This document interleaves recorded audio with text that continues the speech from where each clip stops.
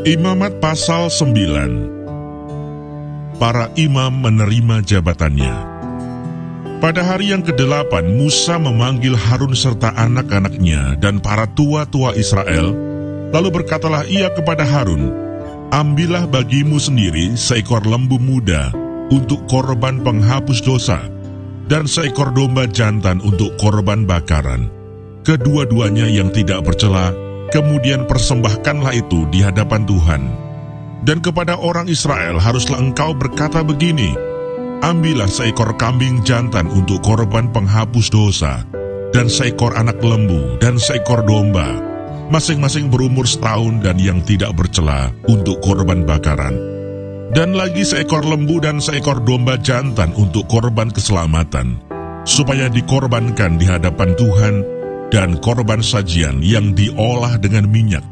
Karena pada hari ini Tuhan akan menampakkan diri kepadamu." Kemudian dibawa merekalah apa yang diperintahkan Musa ke kemah pertemuan. Lalu mendekatlah segenap umat itu dan berdiri di hadapan Tuhan. Kata Musa, "Inilah firman yang diperintahkan Tuhan kamu perbuat, agar kemuliaan Tuhan tampak kepadamu." Kata Musa kepada Harun, "Datanglah mendekat kepada mezbah, olahlah korban penghapus dosa dan korban bakaranmu, dan adakanlah pendamaian bagimu sendiri dan bagi bangsa itu. Sesudah itu olahlah persembahan bangsa itu dan adakanlah pendamaian bagi mereka, seperti yang diperintahkan Tuhan." Maka mendekatlah Harun kepada mezbah, dan disembelihnyalah anak lembu yang akan menjadi korban penghapus dosa baginya sendiri. Anak-anak Harun menyampaikan darah lembu itu kepadanya, dan Harun mencelupkan jarinya ke dalam darah itu dan membubuhnya pada tanduk-tanduk mezbah. Darah selebihnya dituangkannya pada bagian bawah mezbah. Lemak, buah pinggang, dan umbai hati dari korban penghapus dosa itu dibakarnya di atas mezbah, seperti yang diperintahkan Tuhan kepada Musa. Tetapi daging dan kulitnya dibakarnya habis di luar perkemahan.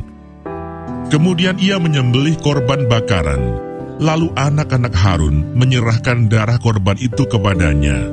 Maka Harun menyiramkannya pada mezbah sekelilingnya. Juga diserahkan merekalah kepadanya korban bakaran itu menurut bagian-bagian tertentu, beserta dengan kepalanya, lalu dibakarnya di atas mezbah.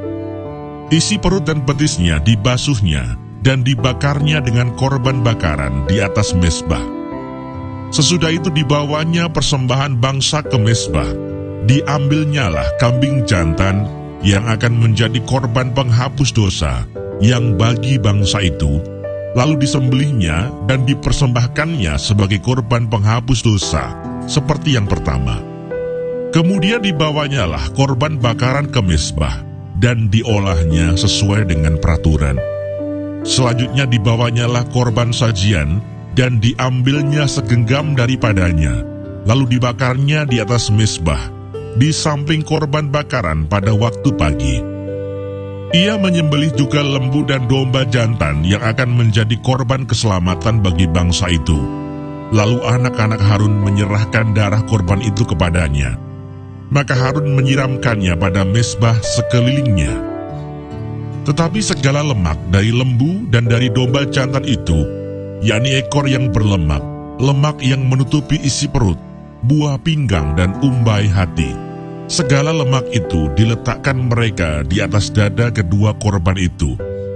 Lalu Harun membakar segala lemak itu di atas mezbah. Dada dan paha kanan itu dipersembahkan Harun sebagai persembahan unjukan di hadapan Tuhan, seperti yang diperintahkan Musa. Harun mengangkat kedua tangannya atas bangsa itu, lalu memberkati mereka.